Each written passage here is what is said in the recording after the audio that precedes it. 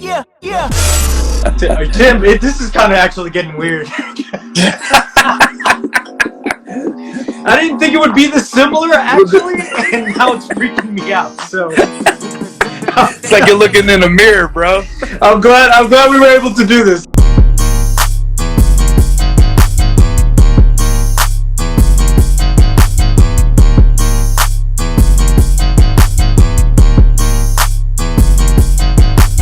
Tim, you just set a lot of people free by saying we didn't know what we were doing. That is so huge. But you know, because there's this and you know this, right? Because you didn't start out at Elevation. You're working for Elevation now. Come on, Mythbusters, bro. Let's demystify it. Yeah, there's this that there are super people that don't mess up or that know everything automatically. And perhaps that's a stopping point for people and they don't want to cross into that. How would you encourage someone to just try? How would you encourage anybody to just jump in? Yeah, well, first I'd tell you what my pastor told me. He said the only way to truly fail is to quit. And wow. Don't give up. Don't quit. It don't matter how many people are on that daggum live stream. Wait 3 years and then you can pull your head up and go, okay, is this worth it? Wow. Is it worth the effort? Is it worth the energy? But you're never going to know immediately. Yeah, we would not be in youth ministry at all if that ever worked.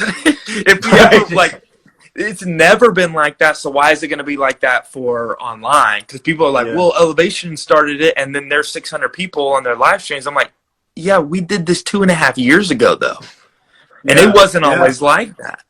And I'll tell you. It doesn't change, bro. I'm coming in every week going, oh my goodness, this is where we're at. This is what we're doing. We're not moving from here. We're not, and so it never really stops. But one of the greatest things that I can help anyone understand and really demystify. I get the resources side of.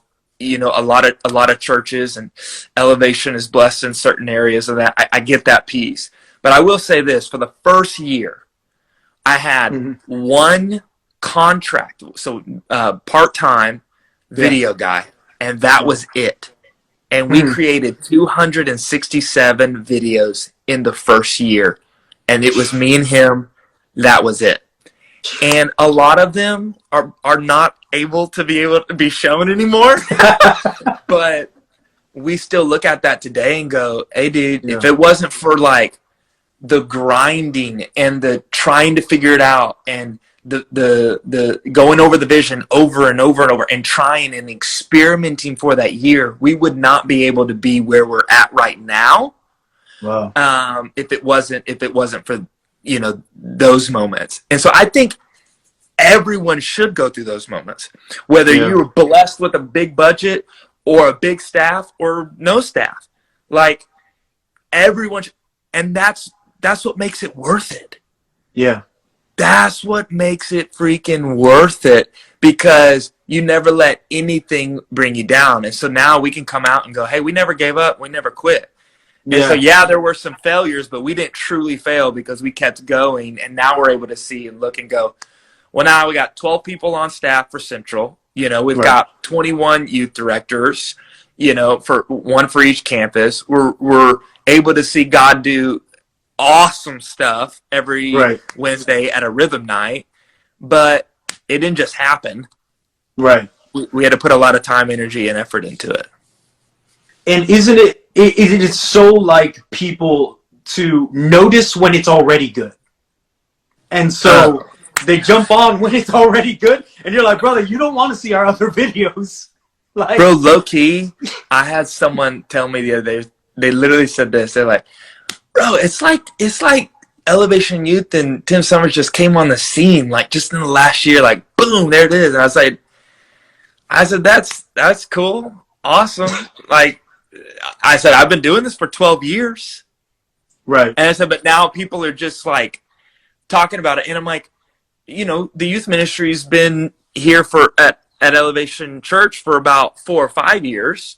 And it's just but everyone has to go through the times where And I still think we're going through those times. I honestly never want to leave those times. I love that. The building, the grinding, the salvation prayers that no one's ever seen, right? Like the talks with leaders where they're going, this youth ministry saved me because I had an opportunity where I could lead teenagers to Christ when I never had that as a kid. I'm like, no one's seeing that stuff, and we never want to lose that, right? Yeah. And I think that's what makes a great youth ministry and really a great leader. People who are just constantly doing things, whether it's private or whether it's public. And that's profound, man, because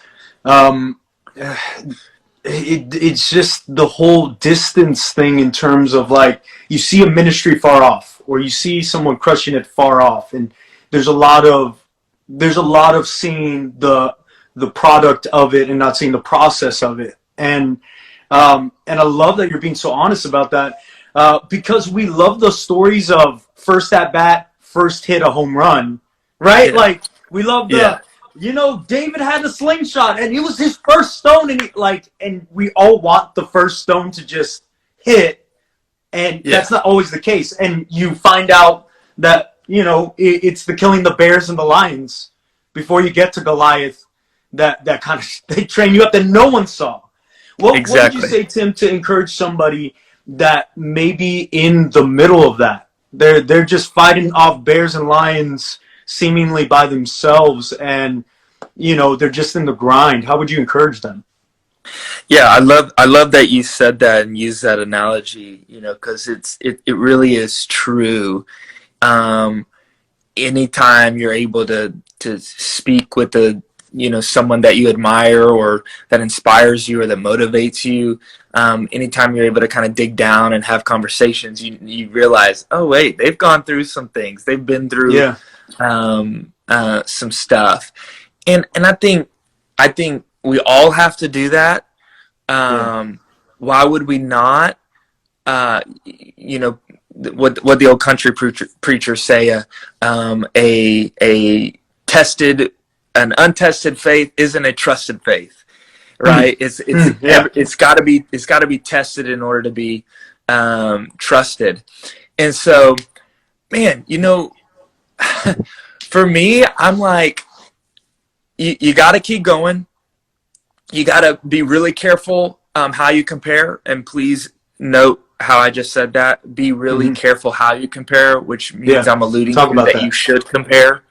I think you should compare. I don't actually think it's bad to compare. It is bad if comparison becomes your god, and then it causes you to have anxiety, and it causes you to put the wrong priorities in place. Wow. But a lot of times, if you can compare with the right heart, and you can compare with the right mind of, hey, I want to continue to get better, it can motivate you, right? It can inspire you. It can push you to new depths. Yeah. Going, man, I never thought of it like that. You're making me think. One of the things that most people, anytime they'll come and intern at Elevation, or if people will take a weekend and they'll come and hey, can I just spend a weekend with your team? Like, yeah, absolutely, 100%. We would love that. The thing I hear every single time, and this is a lot from everyone else's words, but the thing I hear every single time is like, man, y'all are just normal people. Y'all just work harder than everyone else.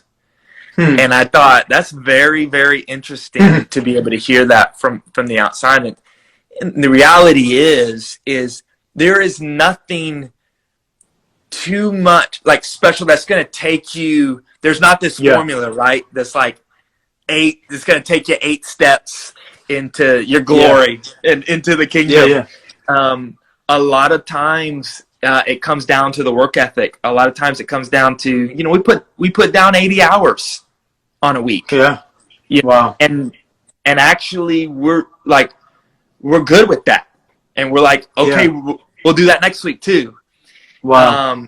We'll sacrifice a lot of stuff, extra stuff that maybe, you might not be sacrificing right now. I'm not saying perfect. I'm not saying that, but I am saying that a lot of times people will come and they'll be like, man, thanks for just giving us the opportunity, because it's helped us demystify, and really, y'all are just like working around the clock, constantly going and never stopping. And I think we can all do that.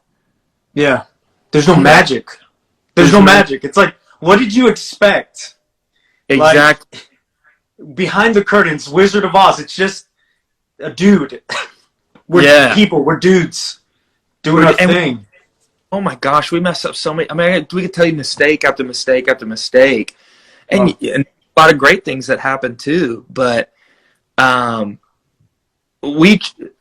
biggest goal, I'll tell my staff, is like, I want to make sure that you succeed as a leader, a husband, a father, a daughter, a wife on staff, right? At but I also want you to exceed anything that you have ever dreamed or thought or imagined that you could do, and that you could lead.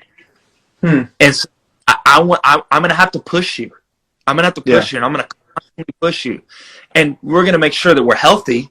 Yeah. Right? I want to make sure you're good, your relationship with your kids are good, and all of those kinds of things. There's priorities in that. But we're always going to be able to push you to continually to try and become the better version of you as much as possible.